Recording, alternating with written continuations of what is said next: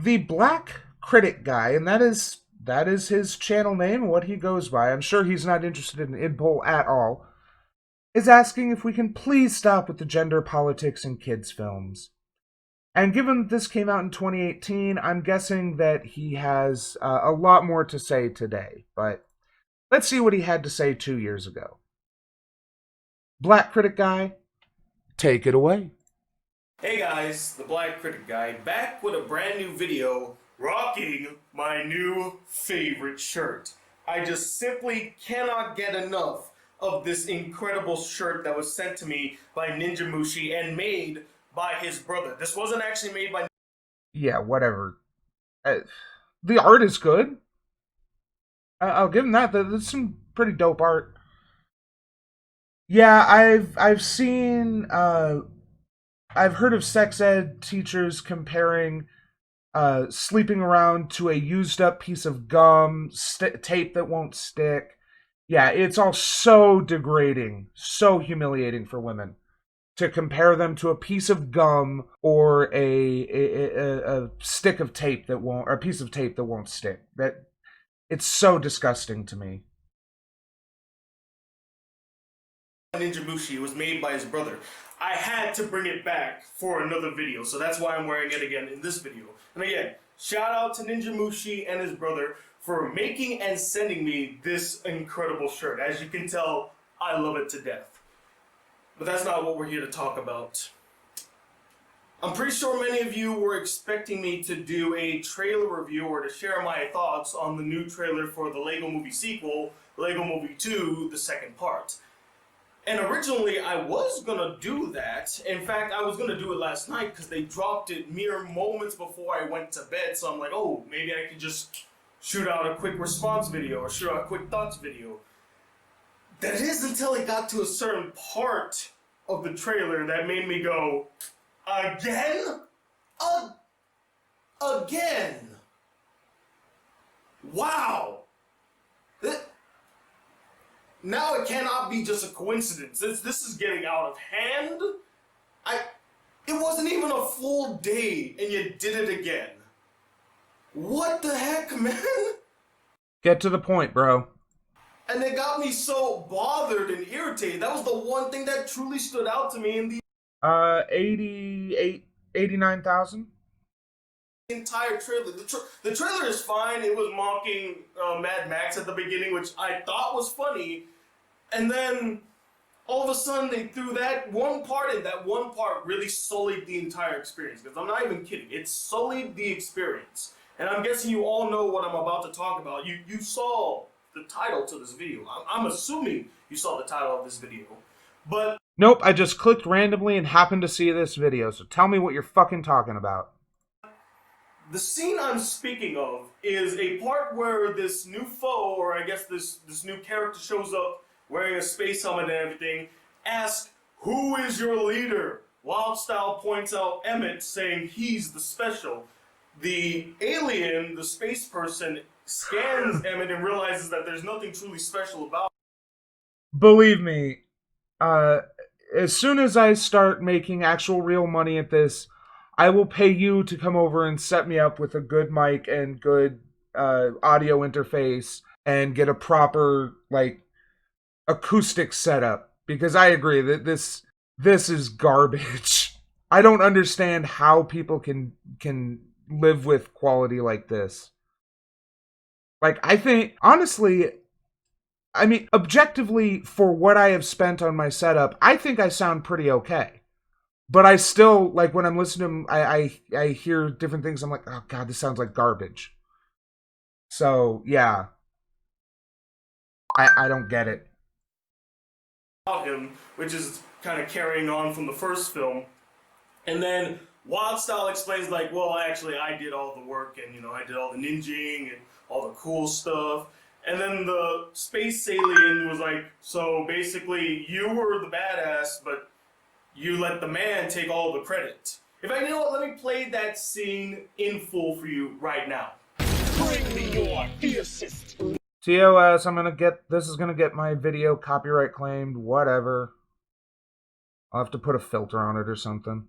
Leader. This guy is the special. show. This guy was a fierce warrior, Okay, well, technically, I did the warrior stuff. so you fought and master built and kicked butt, and then the hapless male was the leader. He, well, I know that was a little bit redundant.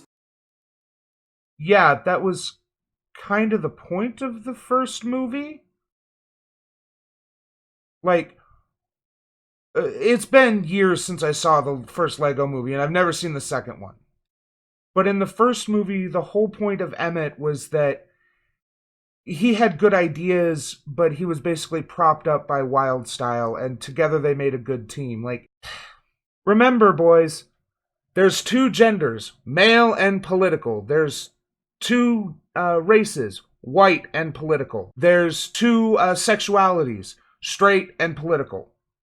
So the difference is, don't drink and drive, bro. I'm recording this on a microphone I spent $55 on from Amazon that is plugged in through USB, whereas an 89,000 subscriber channel has the money to buy a good microphone with a good audio setup that plugs in through not USB. Not to mention he could set up a space where he wouldn't have so much room noise. It sounds like he might have a fan or something going, but again, I don't have my fan running right now because we have the air conditioner going. But I'm pretty sure I've eliminated the fan noise from my recordings when I do run the fan. So that's what we're talking about here. But yeah, that's the difference between, like, Dodge has worked with audio engineering for decades at this point, whereas this dude is just a YouTuber, same as me. But I thought I tried to explain it first and then show you the context of what I was talking about. And the reason this bothered me is that, again, with the gender politics, man, like, they did this in Wreck-It Ralph 2. Do people assume all your problems got solved because a big, strong man showed up? This was a deliberate subversion of the Disney princess trope. Like, one thing I will credit Disney with for the last 10 years or so is that they have been deliberately subverting their own tropes. I actually got into kind of an argument with my aunt about Frozen about this, because Frozen is a deliberate subversion of the Disney princess trope. But because it's a somewhat subtle subversion, particularly in the first hour or so, you think it's just another dumb Disney princess flick. And also, what's your issue? That they're showing that women can be heroes too? Why is that a problem?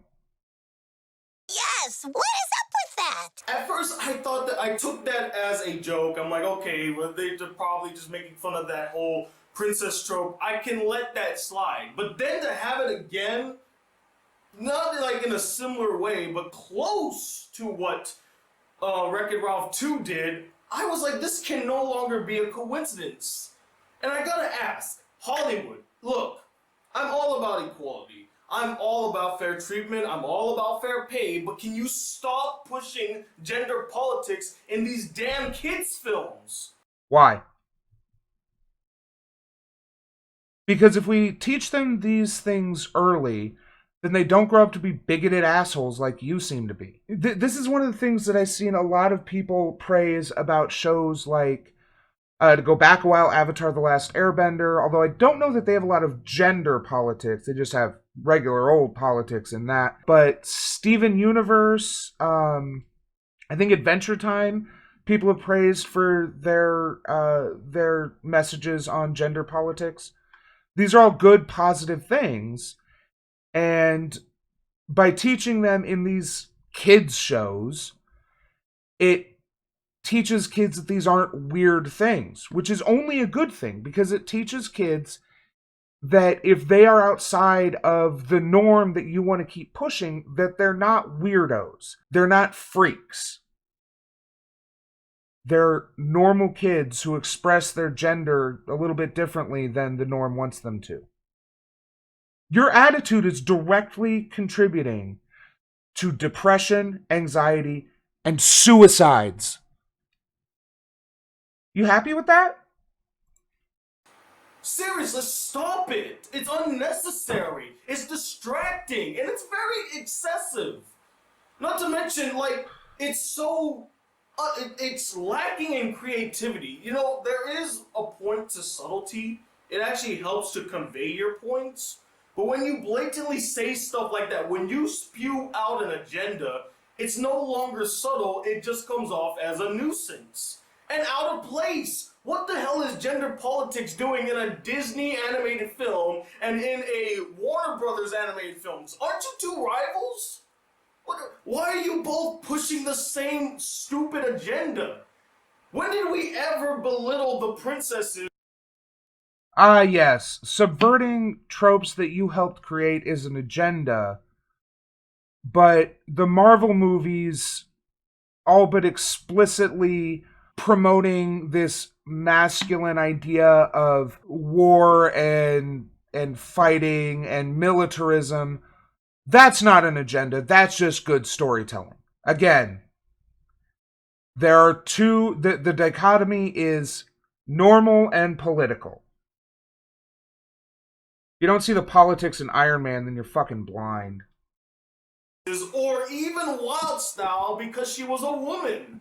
Like, I liked Wild Style as a character. She was never defined by her gender. She was a badass because she was a badass, not because she was a woman. What does it matter that she's a female?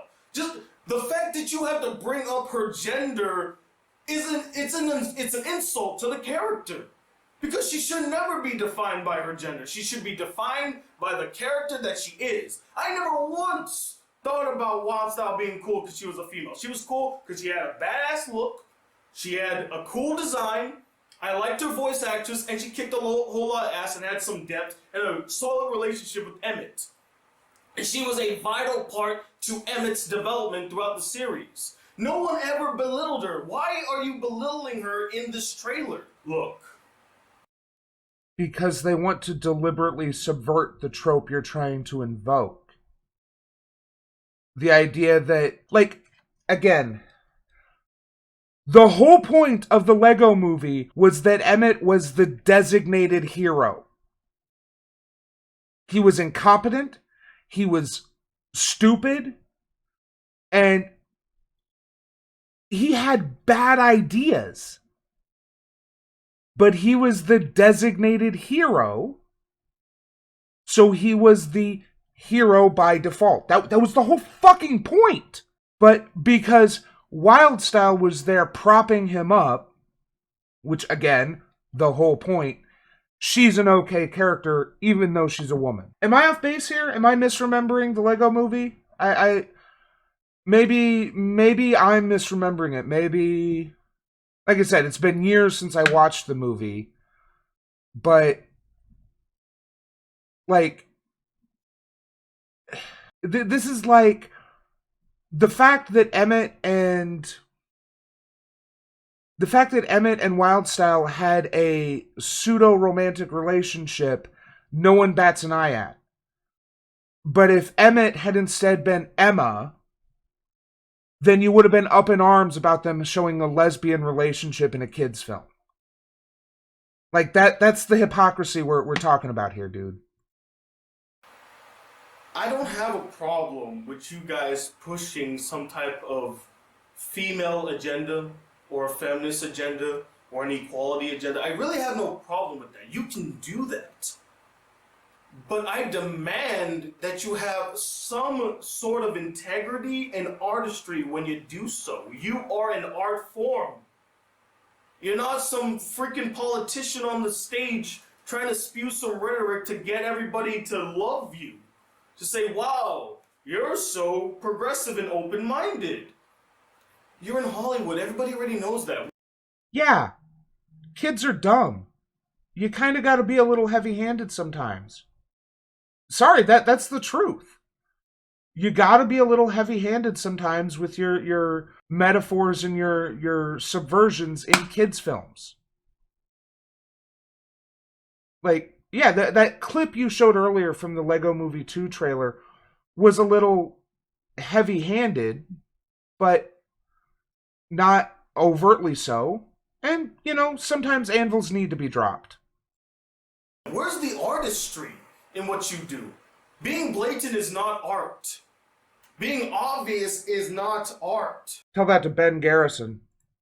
There's no subtlety, there's no nuance to that. It's just a blanket statement, and it means nothing. But that's not even the worst part. It has no place in these kids' films. Now, there have been many kids' films, well, not many, but a couple of kids' films.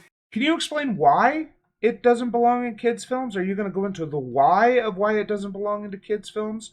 Or are you just going to keep saying that it doesn't belong there? Because the only reason I've heard as to why these don't belong in kids' films is because kids don't need to learn about these kind of things, and they definitely fucking do. And kids' TV shows that have tackled heavy subject matter. But guess what? They tackled it gracefully, intelligently, and most importantly, creatively. A good example of this is Avatar, which really pushed the idea of gender politics in a smart fashion. Did you ever notice that some of the most memorable and badass characters were female in that show? But did they ever bring up that fact? No, because the characters weren't defined by their gender, they were defined by their actions. You're also attributing an entire you're also saying that one scene is indicative of an entire plot line of how she's she's the real hero and Emmett was, a sidekick or whatever. It was one scene to kind of drop that anvil, to kind of try to, point out, hey, the real hero of this story was Wildstyle, in case you didn't get that. Yeah, because gay people are icky, every one of these reactionary critics. Yeah, exactly.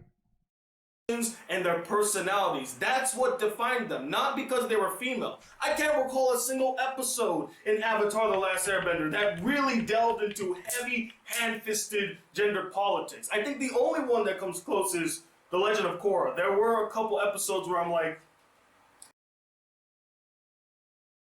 never go to TV Tropes. It is a terrible website that will drain your life. An anvilicious work is one that has a moral message and makes it as subtle as an anvil dropped on the owner's head, or the viewer's head. In other words, not subtle at all. But sometimes a work can be anvilicious without suffering in the process. Some works not only pull it off gracefully, but are effective because of the anvil, and not in a so bad it's good way either, often seen in reconstructions. Other times the anvil comes across very blatant, which might turn off some viewers, but in the era which the story is told, the message itself is more important than the story or allegory it is presented in. Consider, for instance, Harriet Beecher Stowe's Uncle Tom's Cabin and its anvilicious message, slavery is bad. It is not a subtle message, and generally not considered great literature. However, it came when many Americans imagined that slavery was good for black people. Effective anti-slavery propaganda was badly needed. That anvilicious, sentimental piece of propaganda served as a valuable public service in such a way that subtlety would only diminish its impact. The same can be said about Chaplin's The Great Dictator and its anvilicious Hitler is bad message. Yeah, where he literally stares at the camera for 10 minutes and talks about how bad Hitler and the Nazis are. A reminder that an Aesop is not bad. Sometimes you have to shock people into doing the right thing, and don't let the fact that the anvils of one work are often incompatible or in direct oppositions to another's get in the way either. This is the rationale of many a public service announcement and at least the intention of a propaganda piece. Subtrope to anvil of the story. So let's look at some anvils that needed to be dropped in comic books. I'm going to show spoilers. So I guess spoilers potentially. V for Vendetta, specifically the Valerie chapter about a woman who had been a successful actress before the fascist regime slowly and cruelly destroyed her life, which ended in a concentration camp medical experiment, all because she was a lesbian. The narrative would not be half as effective if more had been subtle with it. Warren Ellis is big on this. Captain America once was used quite often to address social issues. This tends to involve numerous misinformed people being led on by a few evil people against a few unfairly persecuted people and Cap trying to resolve things. Cap tends to get really pissed off by blind patriotism. He doesn't just talk the talk, he walks the walk. Many storylines states that his unobtainium shield is reinforced by American righteousness as opposed to self-righteousness. Doesn't matter what the press says. Doesn't matter what the politicians or the mobs say. Doesn't matter if the whole country decides that something wrong is something right. This nation was founded on one principle above all else: the requirement that we stand up for what we believe, no matter the odds or the consequences. When the mob and the press and the whole world tell you to move, your job is to plant yourself like a tree beside the river of truth and tell the whole world, no, you move. What if number 44 involved Captain America being revived today, or at least, well, after a virulently anti-communist version had laid claim to the shield and turned America into a rather unpleasant place to live? The resulting fight between the real Captain America and the John Birch Society knockoff was immediately followed by Cap delivering a what-the-hell hero to the entire country. Without its ideals, its commitment to the freedom of all men, America is a piece of trash. So yeah, let's look at Western animation. Works with their own pages: BoJack Horseman, My Little Pony, Rick and Morty, The Simpsons, South Park, Steven Universe. Yeah. Sometimes anvils need to be dropped. Most comic book characters were used for overt messaging for children. Yeah, I've seen dozens of like PSA type comic book strips where Superman or Spider-Man or Captain America talks about how you shouldn't be prejudiced against gay people, against black people, or against whatever. Because comic books are ostensibly for children, and sometimes children need to learn those messages because they're not going to learn them at home. Frankly, I'd rather they learn these kind of messages from cartoons than the opposite message. But you're trying to make a very blatant point. I hear you loud and clear. What is this? Most Disney films and most animated films don't really tackle heavy subjects. They're meant for entertainment. And you sully the entertainment by pushing these types of agendas, pushing these types of messages down our throats. We don't care. We want to be entertained. If we wanted to... You don't care. But I actually read a really adorable story. Let me see if I can find it real quick.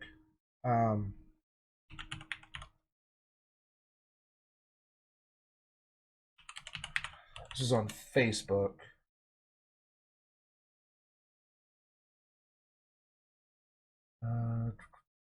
Here we go. Okay, make sure there's nothing. Taken from a friend of a friend. This friend of mine has been very consciously raising her young daughter outside of the stereotypical gender norms. They've done quite a number on my friend, and she's like, nope, my kid's life will be different. Her daughter is small for her age and will probably remain small. This has affected her self-confidence. Earlier this year, my friend decided to tell her daughter a slightly sanitized version of Arya Stark's journey in Game of Thrones to basically demonstrate how a small girl could learn to be badass. 6 months go by, and the daughter turns from 5 to 6. Her mom asks her what she wants for her birthday. The daughter says, I want to learn how to fight. So my friend, who has 0 martial arts experience, looks up a place and they go there.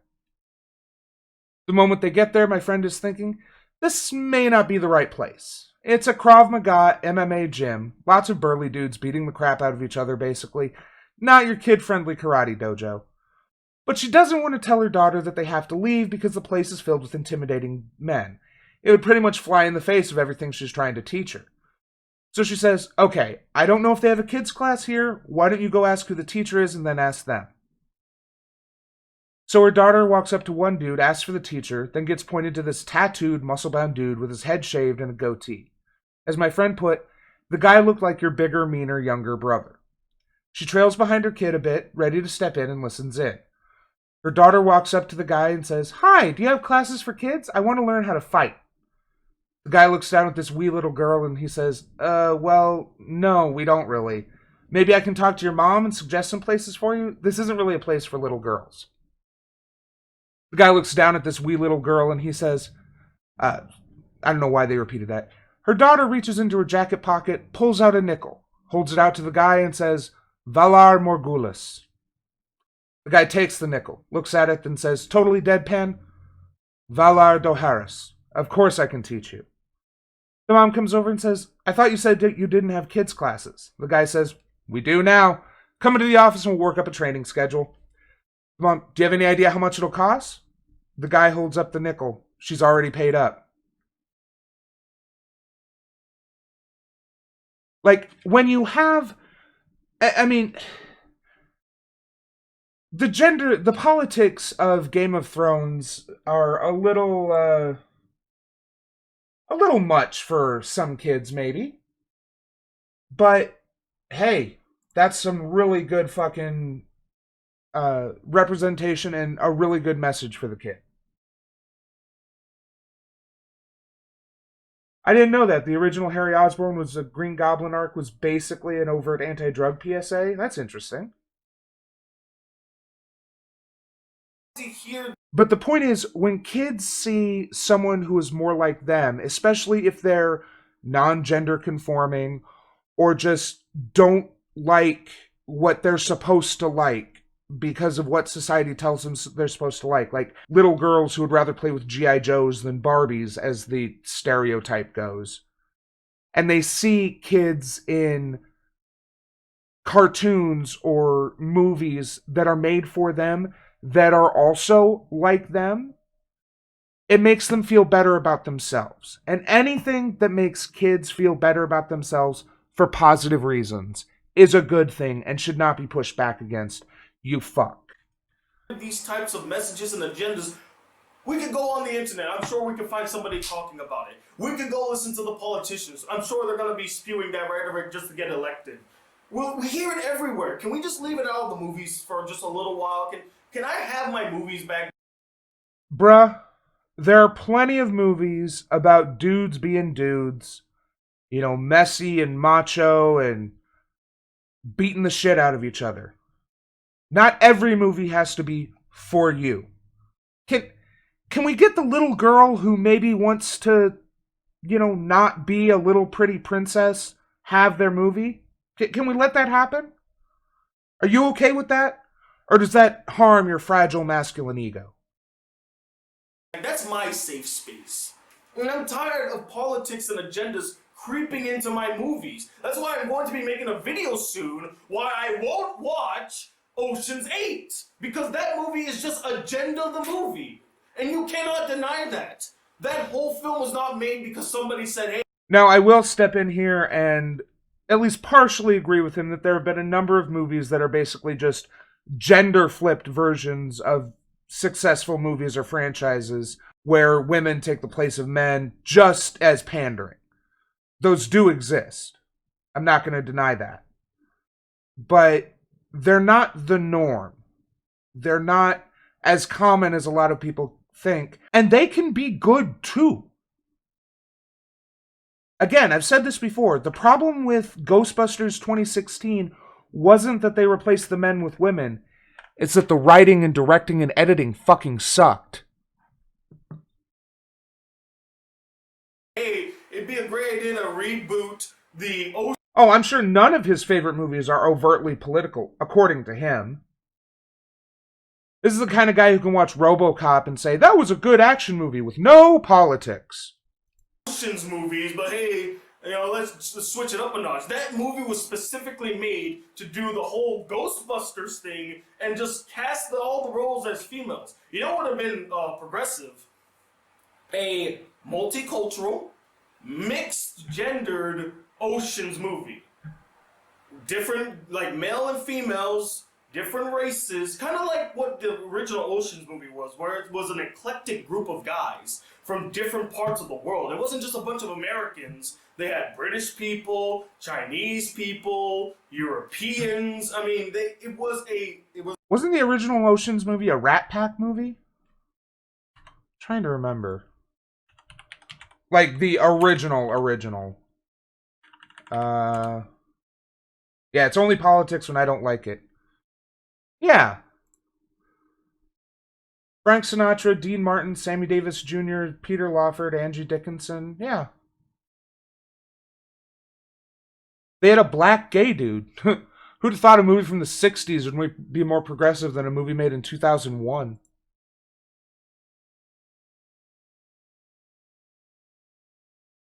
It was a smorgasbord of different personalities. Hey, Anthony, welcome back. personalities and different mentalities. That's what made Ocean's 11 or all the Ocean's films so interesting when they all teamed up together. But when I look at Ocean's 8, and I'm sorry I just turned this into an Ocean's 8 rant, I gotta save that for the why I will watch video, but when you look at Ocean's 8, how could it be nothing more than just an agenda? Oh yeah, we're gonna make an all-female Ocean's movie. We're so progressive. Oh, aren't we so great? Pat us on the back. We're so amazing. You make that movie more about a statement rather than the narrative and content of the actual film. You're being applauded for doing something that hasn't even shown any merit for an applause. We don't even know what the quality of the film is going to be, yet you already are seeking applause for being progressive. And that's what I feel like when I see the trailers for Wreck-It Ralph 2 and Lego Movie, the second part, when they push in those female agenda kind of things. I just feel like they did that to make either like the feminists or like people who are super. Yeah, I didn't either. I completely forgot that they made an Ocean's 8. Like, I don't think about the 2016 Ghostbusters movies until someone starts ranting about gender in movies or gender politics in movies. Like, these aren't things that normal people think about. Even people like, us who are directly involved in progressive politics. Like, we recognize when something does good, we condemn something when it does bad, and we move on with our lives. We don't make a whole rant video about how dumb they are for having these gender politics. Or the people who made 1 million videos on Brie Larson. Yeah, exactly. So A10 Thunderbolt, why do you feel... I assume you mean you agree with BlackCriticGuy's title, Can We Please Stop with Gender Politics in Kids Films? Why do you think that we need to stop with gender politics in kids films? Super duper liberal and like, oh yeah, we need more female representation. They just want them to pat them on the back and say how amazing they are. Thank you for addressing this really important issue, because nobody else is addressing it. And not a single person is pointing out this fact that, oh my god, Emmett is toxic masculinity. Defined. Just look at this guy. He's not no one said Emmett was toxic masculinity personified. He was a subversion of the designated hero trope because he was so incompetent, and in fact, I would say he is a subversion of toxic masculinity because of how emotional and incompetent and almost submissive he was. Like, this is someone using toxic masculinity as a buzzword. So, A10 Thunderbolt, why do you think that it is unnecessary to show kids behaving different from the norm in kids' films? Because by showing these things in kids' films, we are showing that these are acceptable modes of behavior and preventing, as I've said earlier, obviously you just came in, which is fine, things like anxiety, depression, and suicidal ideation. So, by showing girls who are a little more aggressive and like to dress in black and do things that are not considered girly, you make girls who want to be aggressive or dress in black or what have you more accepting of themselves and less likely to have neuroses and anxieties later. Yeah, we should be normalizing these things so we don't end up with more people like the dude in this video. True. Anyway, I just had to rant that out because it really irritated me, and it's solely what would have been a really fun trailer to watch. And if you want my overall opinion of the trailer, it's okay. It's fine. The Lego Movie trailers have never been very impressive to me. I mean, when I saw... If a 12-second segment of a, I'm guessing, 1.5, 2-minute trailer ruins the whole trailer for you, that's probably on you, dude. Yeah, he's fucking triggered, I swear, he is. I saw the trailer to the first one. I hated it, actually. I'm like, oh my god, this is gonna be some pandering bullshit to sell more Lego toys. Wasn't the first Lego movie the first Lego movie trailer deliberately subversive, like giving a totally different idea of what the movie would be like? This was a lot more serious and unironic than the movie ended up being. Okay. I don't think he has much else to say, but let's see what else he has. There's not going to be any heart or wit to it, and then it genuinely surprised me. Hopefully, Lego Movie 2, the second part, can also genuinely surprise me, as long as they stay away from the realm of gender politics. Leave that out of this movie. It has no place. And not to mention, can I also mention the fact that these are the worst vehicles to have these types of conversations. Because guess what Wreck-It Ralph 2 and Lego Movie 2, the second part, are? Besides being animated films, they're comedies! They're not meant to be taken seriously! And yet you're gonna tack on a serious message? Are you kidding me? You are stupid if you think that people are gonna take a serious message seriously in a goddamn comedy. I think I got more worked up than I should have. I apologize for that. You definitely did, dude. But remember, as the Bard said, jokers do oft prove prophets. This is why comedies are so successful at delivering messages that serious or dramatic movies aren't. Because, for one thing, often subverting tropes can be funny, and moreover, people are more likely to take something in if it's delivered in a funny or comedic way than if it's delivered in a serious, dramatic way. Yeah, he is deadly serious, Anthony. Anyway, I think I'm done. This video is way too long as it is. Stay tuned for my anime review that I was supposed to release today, but I just had to make this one first. I'll hopefully release it tomorrow. And then I will release that video on why I won't watch Ocean's 8. Because I think it's utter bullshit. And then hopefully I'll have a movie review. I plan to watch Hotel Artemis, which looks even better than Ocean's 8. And then a live chat this Friday night at 10. Okay, yeah, he's done. Oh, boy. Yeah. Like, seriously. Comedic kids' movies are great places for these kind of politics because they teach kids from a young age that if they feel a little different, if they act a little different than how other media tells them to, that they're not bad for doing that they're not wrong for doing that. You just want kids to feel uncomfortable in their own skin if they don't conform to your idea of what a gender stereotype is. Oh boy. Hey, thanks for watching. Hope you enjoyed the show. Remember to like, share, and leave a comment because it helps me. Subscribe and ring that bell to help you. Thanks, and we'll see you next time.